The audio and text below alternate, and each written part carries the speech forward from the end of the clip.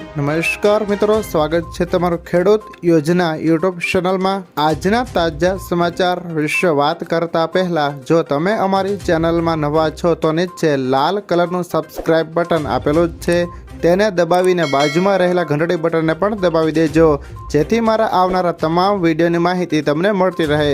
આધાર card મફતમાં update કરવાને લઈને થોડા દિવસો બાકી। આધાર કાર્ડ અપડેટ કરવાને લઈને સરકારે તારીખો લંબાવી લોકોને તક આપી રહી છે।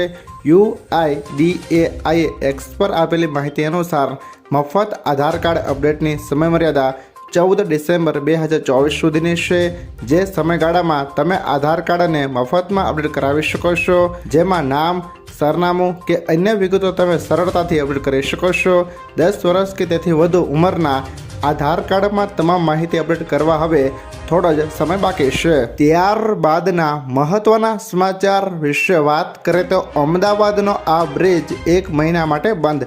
અમદાવાદમાં નારોલથી વિશાલા જતા મુસાફરોને 1 મહિના માટે મુશ્કેલીનો સામનો કરવો પડી શકે છે। શાસ્ત્રી બ્રિજનો એક સાઈડનો રોડ 1 મહિના માટે બંધ કરવામાં આવશે, તેમજ નારોલથી વિશાલા તરફના શાસ્ત્રી બ્રિજનું રિપેરિંગ શરૂ થશે। વિશાલાથી નારોલ બ્રિજ પર ડાયવર્ઝન આપવામાં આવશે, તેમજ 31 ડિસેમ્બર સુધી શાસ્ત્રી બ્રિજનું રિપેરિંગ કામ ચાલશે।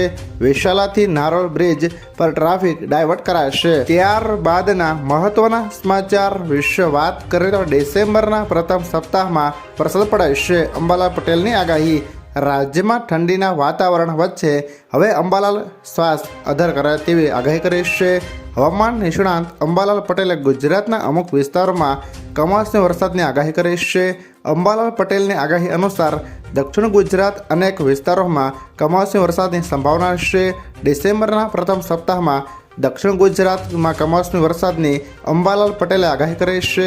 લો પ્રેશરના કારણે મુંબઈ અને દક્ષિણ ગુજરાતમાં વરસાદનું અનુમાન વ્યક્ત કરવામાં આવ્યું છે।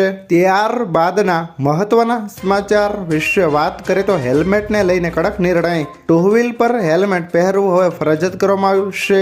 ગુજરાતની તમામ યુનિવર્સિટી કોલેજોમાં હેલ્મેટ ફરજિયાત। કર્મચારીઓ અને વિદ્યાર્થીઓએ ફરજિયાત હેલ્મેટ પહેરવું પડશે।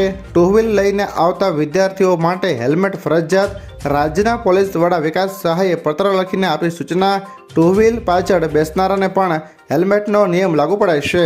ત્યારબાદના મહત્વના સમાચાર વિશે વાત કરીએ તો હવે બેંકોના એટીએમમાંથી નાની નોટો પણ મળે છે। રિઝર્વ બેંકે સૂચના જારી કરી, માત્ર 500 નહીં પરંતુ 200 અને 100ની નોટ પણ મળવાનું શરૂ થશે।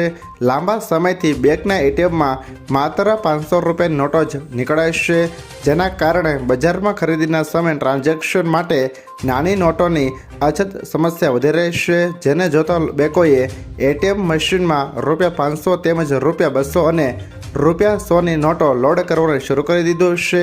SBI સહિત તમામ મોટી બેંકોના એટીએમમાંથી રોકડ ઉપાડતી વખતે લોકોને નિર્ધારિત રકમમાં મોટા ભાગે ₹500ની નોટો મળશે, પરંતુ કેટલીક ₹200 અને ₹100ની નોટો પણ તેમના હાથમાં આવશે। ટ્રાન્ઝેક્શનમાં નાની નોટોની અછતને ધ્યાનમાં રાખીને RBIએ આ અંગે બેંકોને માર્ગદર્શિકા જારી કરી છે।